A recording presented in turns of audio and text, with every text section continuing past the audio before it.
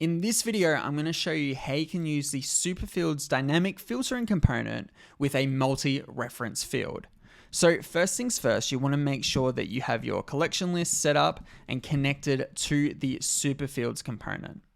Next, we're actually going to paste in from the Superfields plugin our filter component. Now let's go to setup here.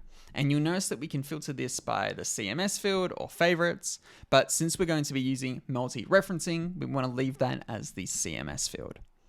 Next, we want to go down to the field name. Now this is important that we get exactly correct.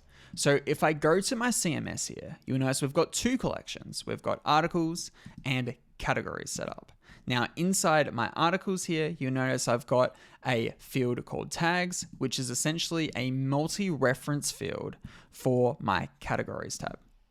So if I go back to Framer here and go to my setup, we're going to set the field name to be tags. Now under field type, we're going to set this to be multi-reference. Now my reference type here is actually going to be the title, because you'll notice it's pulling the name of the tags from the title of my CMS collection called categories. So we can just leave that as so. And then we can connect our collection list to articles.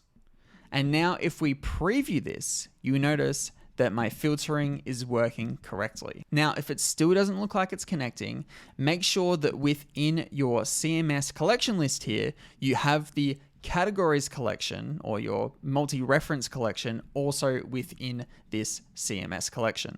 And just like anything else within Superfields, you can set the styling to be however you want. And that's how you connect multi-reference fields to the dynamic filtering component inside of Framer.